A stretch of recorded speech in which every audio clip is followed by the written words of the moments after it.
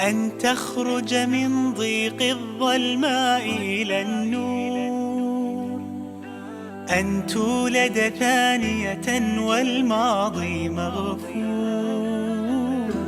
لحظة أن تشعر بالله في قلبك يقذف بهدى، هذا ما لا يدركه وصف وشعور. يا الله إني ناديتك وسعيت، إني استهديتك فهديت، بالقرآن أنرت طريقي. يا الله يا الله. بسم الله الرحمن الرحيم. الحمد لله رب العالمين، والصلاة والسلام على أشرف الأنبياء والمرسلين نبينا محمد وعلى آله وصحبه وسلم تسليما كثيرا. أما بعد، السلام عليكم ورحمة الله وبركاته. أهلا وسهلا بكم في برنامج بالقرآن اهتديت، الموسم الثالث والأخير، بعنوان لمن شاء منكم أن يستقيم.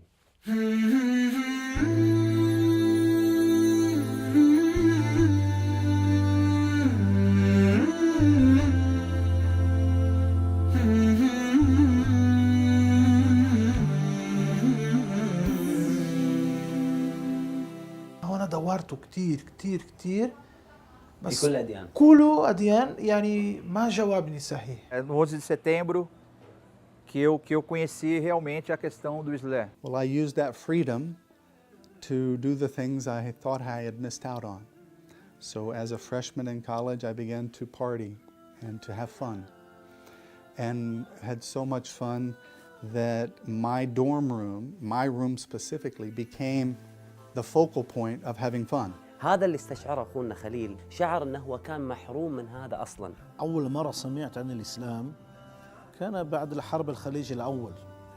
حتى الشيء اللي سمعت عن الإسلام قال الإسلام هو الدين هؤلاء القوم الذين يقاتلون بعضهم بعضا. Entro pelo Islã pelo viés do conhecimento. Então, a primeira mesquita que eu visitei na minha vida, ela já me trouxe uma informação diferente do que eu via na imprensa.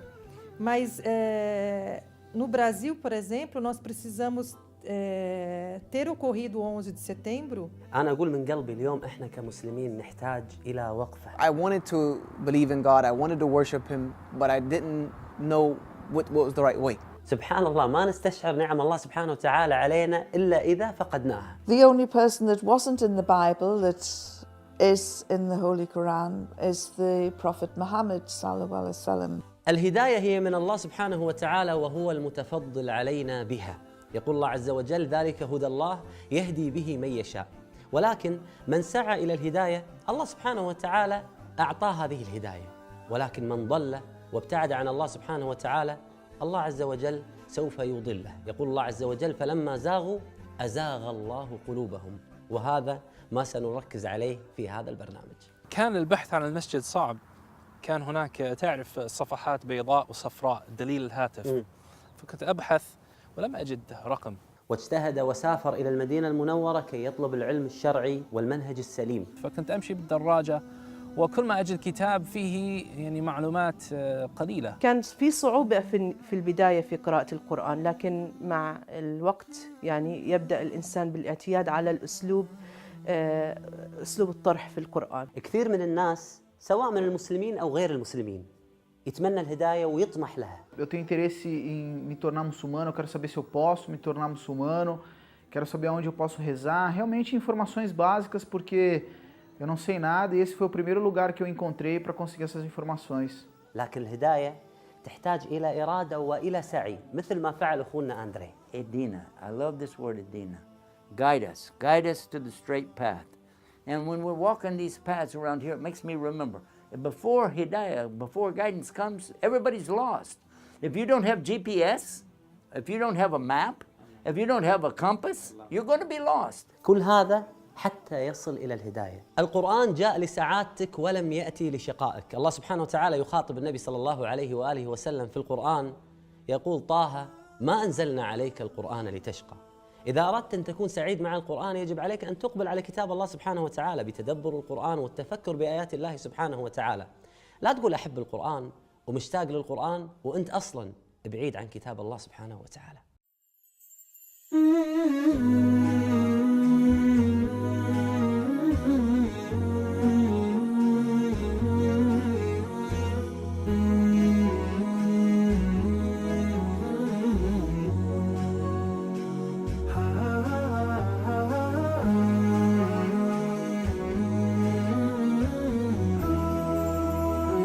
شوقي بأن أحيا مطيع لله خالقنا البديع وأضم نور كتابه لكنني لا أستطيع. اقرأه في قلب خشوع تلقى الصدى بين الضلوع ولسوف تنهمر الدموع وستزهر الدنيا ربيع. اقرأه في قلب خشوع تلقى الصدى بين الضلوع ولسوف تنهمر الدموع وستزهر الدنيا ربيع.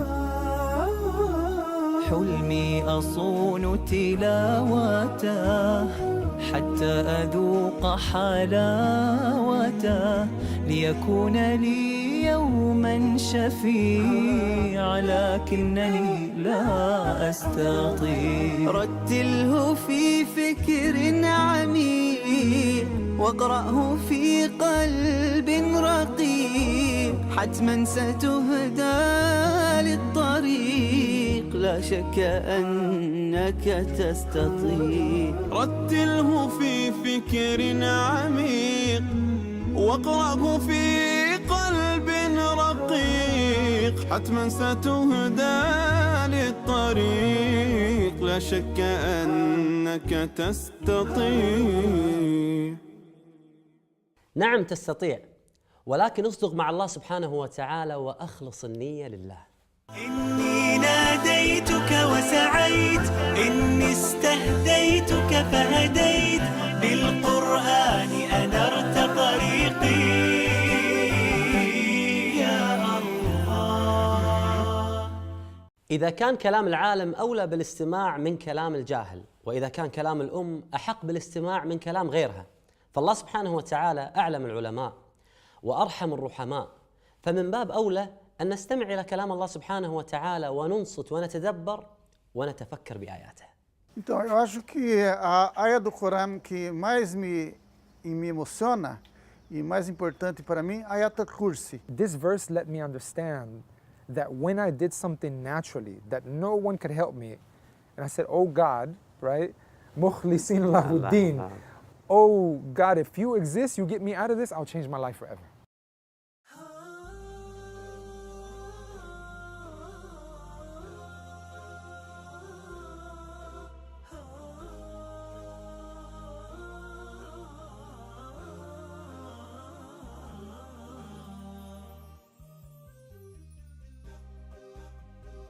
القرآن معجز، فأعجز العرب، والله عز وجل لم يؤتنا بعد القرآن أي معجزة أخرى لأنه يكفي، أولم يكفيهم أن أنزلنا عليك الكتاب يتلى عليهم. Eu acho que esse será o dia da vitória em que todos nós juntos, aí vai ser um orgulho, todos, a nação, o mundo, todos se tornarão muçulmanos novamente, porque já nascemos muçulmanos. Ele é a base da nossa religião.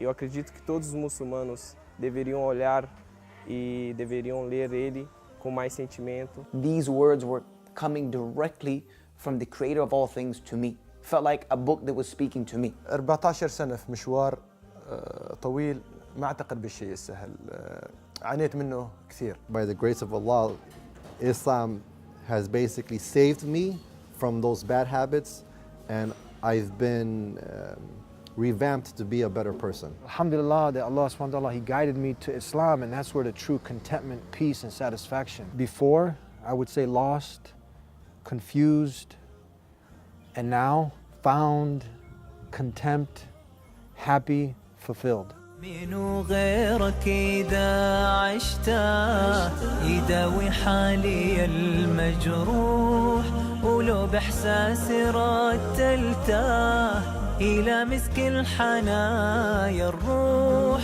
بكل لحظة تبشيره تعانق خاطري متروح، كتاب الله وما غيره رسم دربي بكل وضوح، كتاب الله. من سنة تقريبا وأنا وفريق العمل نبحث أين سنسافر هذه السنة لنغطي هداية القرآن في العالم، فاخترنا البرازيل وأمريكا وبريطانيا.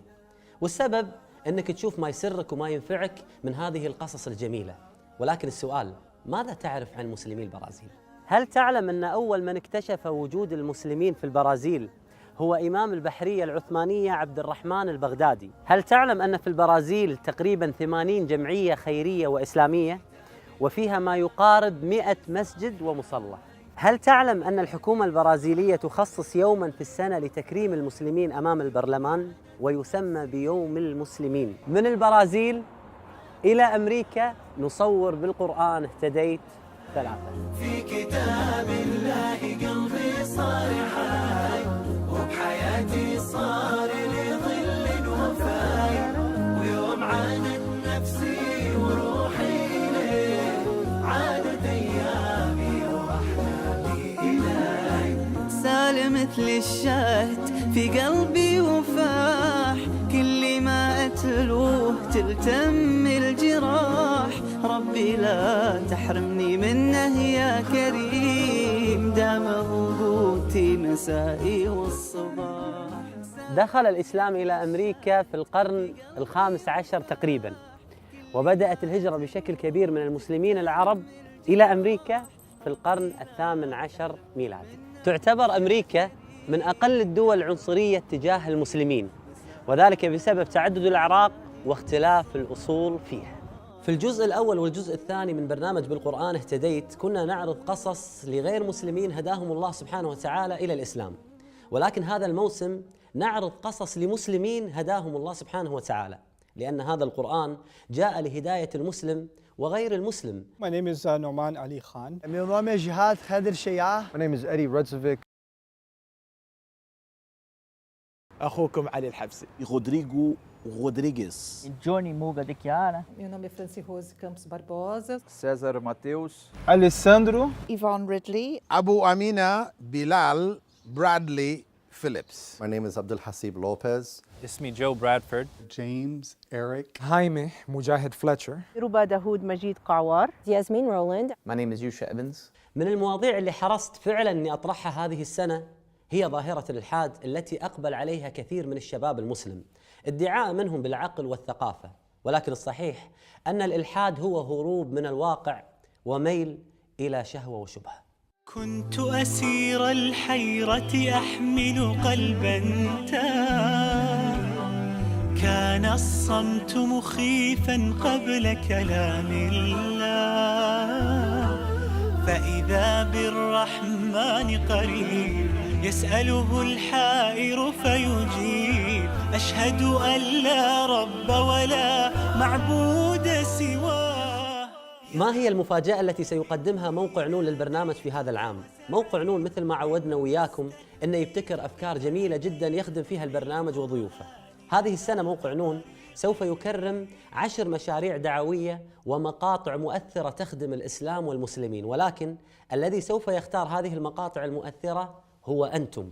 أدعوكم لترشيح أفضل المشاريع الدعوية في خدمة الإسلام من وجهة نظركم، سواء كان شخص أو موقع إلكتروني أو كتاب أو مركز دعوي. ما هو المشروع الذي تعتقد أنت أنه أفاد الإسلام وأقنع الكثير من غير المسلمين في دخول الإسلام؟ ما هو المشروع الذي أنت ترشحه ليتم تكريمه من قبل موقع نون الإلكتروني؟ أرسل ترشيحك الآن.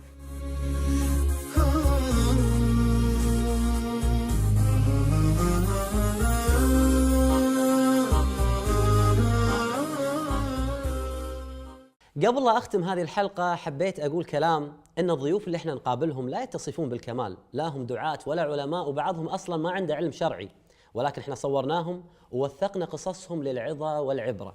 من الحلقة القادمة ترقبوا قصص بالقرآن اهتديت 3 لمن شاء منكم أن يستقيم.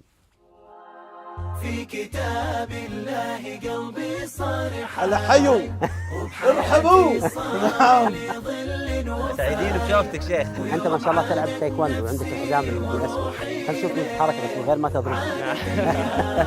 كلكم تدخلون كل ما اتلوه او جيت اسمع سلامي واحزاني معاه. ما شاء الله حريص على تعليم ابنائك القران وتحفيظهم القران.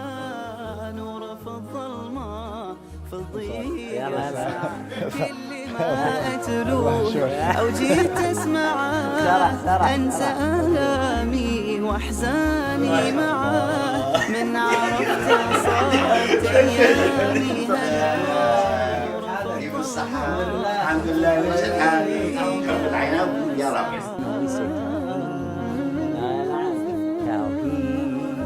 تجويد شهيد